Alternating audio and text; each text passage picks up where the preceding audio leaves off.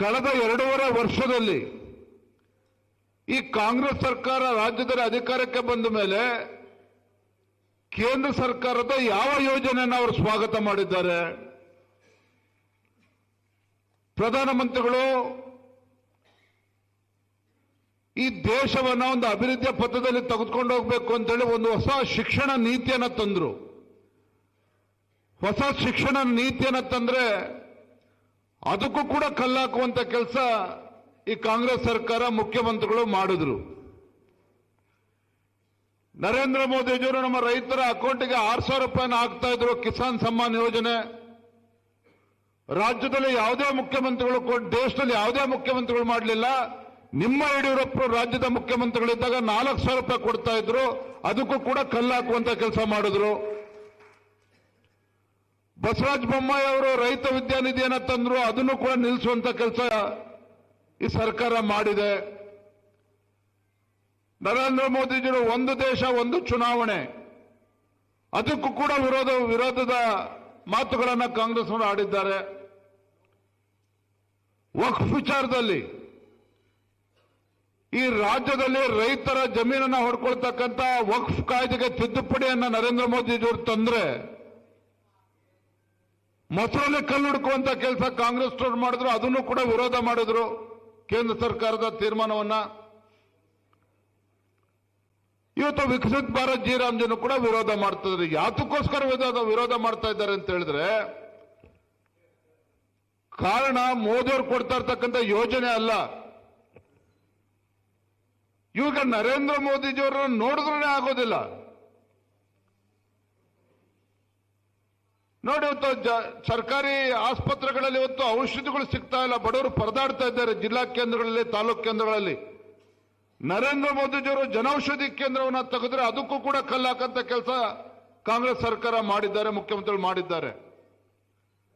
ಯಾಕೆ ಎಷ್ಟೊಂದು ಅಲರ್ಜಿ ಇವರಿಗೆ ಅಂತ ಹೇಳಿದ್ರೆ, ಕಾಂಗ್ರೆಸ್ನವರಿಗೆ ಈ ದೇಶದಲ್ಲಿ ಸ್ವಾತಂತ್ರ್ಯ ಬಂದ ನಂತರದಲ್ಲಿ ಒಂದು ಕಾಂಗ್ರೆಸ್ಸೇತರ ಪಕ್ಷ ಕೇಂದ್ರದಲ್ಲಿ ಆಡಳಿತ ನಡೆಸ್ತಾ ಇದೆ.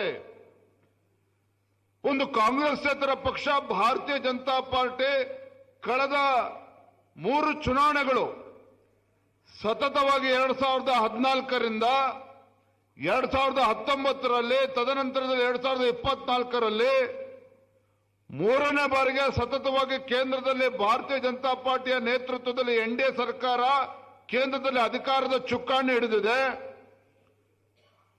ಅಲ್ಲೊಬ್ಬ ಹಿಂದುಳಿದ ವರ್ಗದ ನರೇಂದ್ರ ಮೋದಿಜಿಯವರು ಪ್ರಧಾನಮಂತ್ರಿಗಳು ಆಗಿದ್ದಾರೆ, ದೇಶದ ಚುಕ್ಕಾಣಿಯನ್ನು ಹಿಡಿದಿದ್ದಾರೆ. ಚುಕ್ಕಾಣಿ ಹಿಡಿತಕ್ಕಂಥದ್ದಷ್ಟೇ ಅಲ್ಲ, ಭಾರತ ದೇಶವನ್ನ ಜಗತ್ತಿನ 4ನೇ ಒಂದು ದೊಡ್ಡ ಆರ್ಥಿಕ ಶಕ್ತಿಯಾಗಿ ಹೊರಹೊಮ್ಮುವಂತದ್ದು ನರೇಂದ್ರ ಮೋದಿಜಿಯವರು ಮಾಡಿದ್ದಾರೆ ಅಂತ ಹೇಳಿದ್ರೆ, ಅದನ್ನ ಸಹಿಸಿಕೊಳ್ಳಕ್ಕೆ ಕಾಂಗ್ರೆಸ್ನವರಿಗೆ ಅಯೋಗ್ಯರಿಗೆ ಆಗ್ತಾ ಇಲ್ಲ, ಅಯೋಗ್ಯ ಕಾಂಗ್ರೆಸ್ ಪಕ್ಷಕ್ಕೆ ಆಗ್ತಾ ಇಲ್ಲ.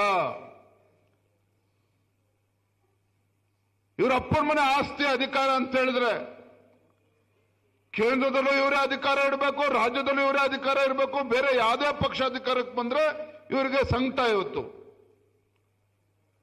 ನಾನು ಈ ವೇದಿಕೆ ಮೂಲಕ ಇವತ್ತು ರಾಜ್ಯದ ಮುಖ್ಯಮಂತ್ರಿ ಕೇಳೋದಕ್ಕೆ ಇಚ್ಛೆ ಪಡ್ತೇನೆ. ಇವತ್ತೇನು ಪಂಚ ಗ್ಯಾರಂಟಿಗಳನ್ನ ಘೋಷಣೆ ಮಾಡಿ ರಾಜ್ಯದಲ್ಲಿ ಅಧಿಕಾರಕ್ಕೆ ಬಂದಿದ್ದೀರಲ್ಲ, ಸ್ವಾತಂತ್ರ್ಯ ಬಂದು 75 ವರ್ಷಗಳ ಸುದೀರ್ಘವಾಗಿ 55-60 ವರ್ಷಗಳ ಕಾಲ ಈ ದೇಶದಲ್ಲಿ ರಾಜ್ಯದಲ್ಲಿ ಆಡಳಿತ ನಡೆಸಿರ್ತಕ್ಕಂಥವ್ರು ಯಾರು? ಇದೇ ಕಾಂಗ್ರೆಸ್ ಪಕ್ಷದವರು.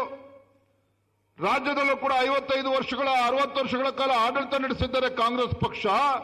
ಇಷ್ಟು ವರ್ಷಗಳ ಕಾಲ ಆಡಳಿತ ನಡೆಸಿದ್ರೂ ಸಹ ನಮ್ಮ ರಾಜ್ಯದಲ್ಲಿ ಇವತ್ತು ನಿಮ್ಮ ಗ್ಯಾರಂಟಿಗಳ ಮೇಲೆ ನಮ್ಮ ರಾಜ್ಯದ ಬಡವರು ಇವತ್ತು ಬದುಕಬೇಕು ಅಂತೇಳಿ ಅಪೇಕ್ಷೆ ಪಟ್ಟಿದ್ದೀರಲ್ಲ, ಇವತ್ತು ರಾಜ್ಯದಲ್ಲಿ ದೇಶದಲ್ಲಿ ಬಡವರು ಬಡವರಾಗಿ ಉಳಿದಿದ್ದಾರೆ ಅಂತ ಹೇಳಿದ್ರೆ ಇದು ಕಾಂಗ್ರೆಸ್ ಪಕ್ಷದ ಕೊಡುಗೆ ಅಲ್ವಾ? ಹಾಗಾದ್ರೆ ಕಾಂಗ್ರೆಸ್ ಪಕ್ಷದ ಕೊಡುಗೆ ಅಲ್ವಾ? ಇಂಥ ಲಜ್ಜೆಗೆಟ್ಟ ಕಾಂಗ್ರೆಸ್ ಪಕ್ಷ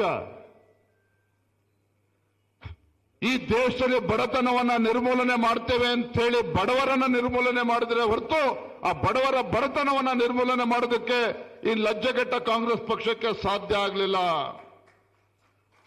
ಆದ್ರೆ ಕಾಂಗ್ರೆಸ್ ಪಕ್ಷದಲ್ಲಿ ಇರ್ತಕ್ಕಂಥ ಶ್ರೀಮಂತರು ಆದ್ರೂ ಅವ್ರ ಪುಡಾರಿಗಳು. ಇಷ್ಟೆಲ್ಲ ಅಭಿವೃದ್ಧಿ ಕೆಲಸ ಮಾಡ್ತೇವೆ, ರಾಜ್ಯದಲ್ಲಿ ಒಳ್ಳೆ ಆಡಳಿತವನ್ನು ಕೊಡ್ತೇವೆ, ಅಭಿವೃದ್ಧಿ ಮಾಡ್ತೇವೆ ಅಂತೇಳಿ ರಾಜ್ಯದಲ್ಲಿ ಇವತ್ತು ಅಧಿಕಾರಕ್ಕೆ ಬಂದಿದ್ದಾರಲ್ಲ, ಕಳೆದ 2.5 ವರ್ಷದಲ್ಲಿ ಇವತ್ತು ರಾಜ್ಯದಲ್ಲಿ ಯಾವ್ದಾದ್ರು ಒಂದು ಹೊಸ ಯೋಜನೆಯನ್ನು ಕೊಡೋದಕ್ಕೆ ಸಾಧ್ಯ ಆಗಿದೆಯಾ? ಗೃಹಲಕ್ಷ್ಮಿಗೆ 2,000 ರೂಪಾಯಿ ಕೊಡ್ತೇವೆ ಅಂತೇಳಿ ಬೆನ್ನು ತಡ್ಕೊಳ್ತಾರೆ. ಮತ್ತೊಂದು ಕಡೆಗೆ ಇವತ್ತು ಗೃಹಲಕ್ಷ್ಮಿ ಯೋಜನೆಗೆ ಹಣವನ್ನು ಕ್ರೋಢೀಕರಿಸೋದಕ್ಕೆ ಸಾಧ್ಯ ಆಗ್ತಾ ಇಲ್ಲ ಅಂತೇಳಿ ರಾಜ್ಯದಲ್ಲಿ ಇವತ್ತು ಅಬಕಾರಿ ಇಲಾಖೆಗೆ 40,000 ಕೋಟಿ ಟಾರ್ಗೆಟ್ ಕೊಟ್ಟಿದ್ದಾರೆ ಅಧಿಕಾರಿಗಳಿಗೆ.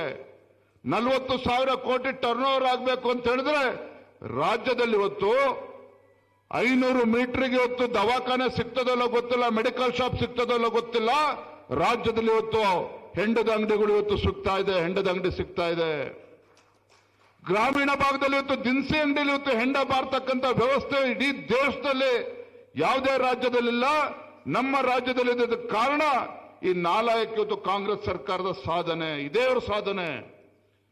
ಒಂದು ಕೈಲಿ ಕೊಡ್ತಕ್ಕಂಥದ್ದು, ಮತ್ತೊಂದು ಕೈಲಿ ಕಿತ್ಕೊಳ್ತಕ್ಕಂಥದ್ದು. ಬಡವರ ಮನೆಗೆ 2,000 ರೂಪಾಯಿ ಕೊಡ್ತಾರೆ ಗೃಹಲಕ್ಷ್ಮಿ ಅಂತೇಳಿ, ಆ ಬಡ ಕುಟುಂಬದಿಂದ 10,000 ರೂಪಾಯಿ ಇವತ್ತು ಹೆಂಡ ಕಿತ್ಕೊಳ್ತಕ್ಕಂಥ ಕೆಲಸದ್ದು ಕಾಂಗ್ರೆಸ್ ಸರ್ಕಾರ ಮಾಡ್ತಾ ಇದೆ.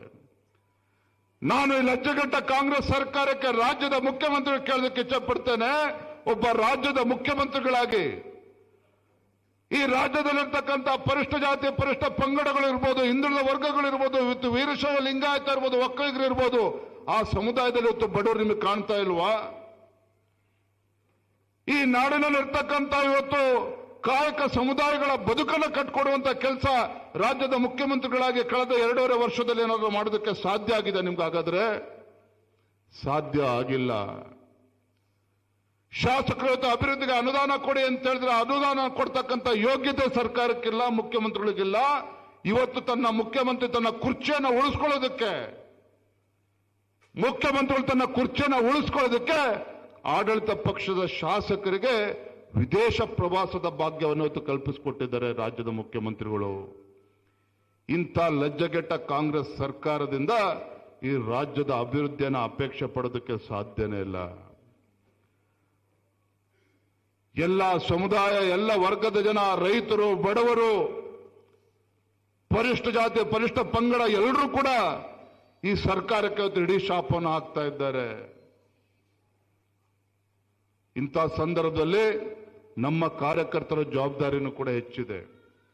ಒಂದು ಸುಳ್ಳನ್ನ 100 ಬಾರಿ ಹೇಳಿ ರಾಜ್ಯಕ್ಕೆ ಅಧಿಕಾರಕ್ಕೆ ಬಂದಿರತಕ್ಕಂಥ ಕಾಂಗ್ರೆಸ್ ಪಕ್ಷ ಮತ್ತೆ ಅದೇ ಬದುಕನ್ನು ಮಾಡೋದಕ್ಕೆ ಹೊರಟಿದ್ದಾರೆ.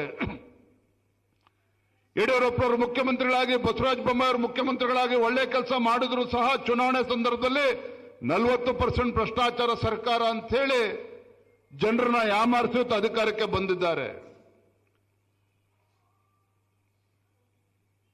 ಅದೇ ರೀತಿ ಸುಳ್ಳನ್ನು ಹೇಳಿ